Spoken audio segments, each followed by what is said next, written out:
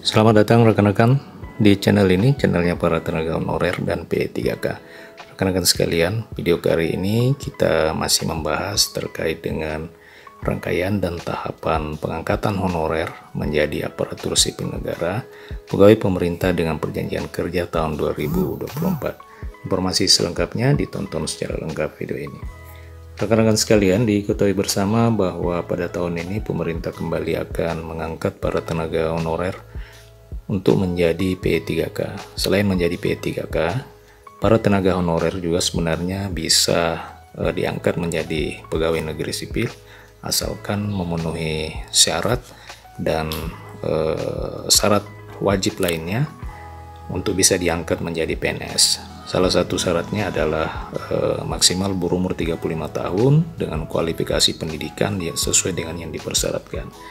Namun yang membedakan proses seleksi P3K dengan PNS tentu berbeda, oleh karena status mereka sebagai honorer tidak akan mempengaruhi tahapan-tahapan seleksi untuk seleksi PNS. Sedangkan untuk P3K, jika tenaga honorer itu tentu mendapatkan perlakuan khusus dan istimewa di dalam proses seleksi P3K 2024 ini. Salah satu keistimewaan itu adalah untuk mekanisme seleksi dan tes pada tahun 2024 ini. Menurut Kementerian Pendayagunaan Aparatur Negara, proses pengangkatan dan seleksi honorer di dalam formasi P3K itu tidak menggunakan sistem passing grade, walaupun mungkin mengikuti tes seleksi kompetensi dasar melalui mekanisme CAT.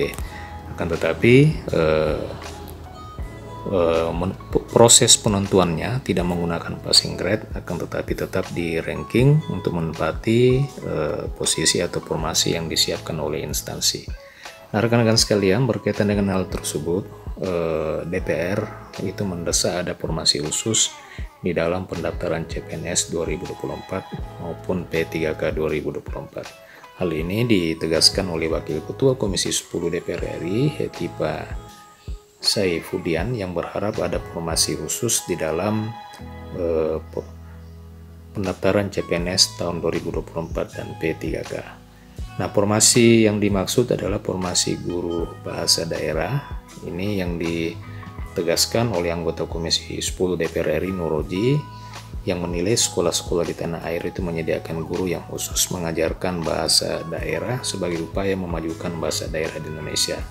Nah, kebanyakan guru seni budaya yang mengajarkan bahasa daerah ini memang kurang mendukung upaya kemajuan kebudayaan, khususnya di bidang bahasa daerah.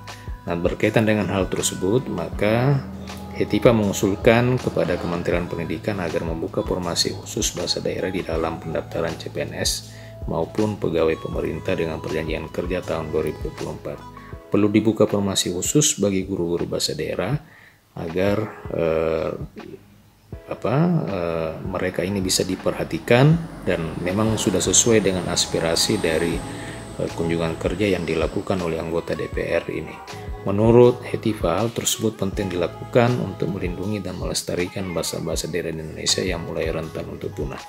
Nah, rekan-rekan sekalian, walaupun mungkin permintaan formasi ini agak lambat, tapi mudah-mudahan ini bisa diakomodir oleh Kementerian Pendidikan, Kebudayaan, Riset, dan Teknologi, setidaknya bisa menyiapkan formasi guru bahasa daerah di dalam proses seleksi CPNS maupun P3K 2024. Demikian berita kali ini, terima kasih, sampai jumpa di video berikutnya.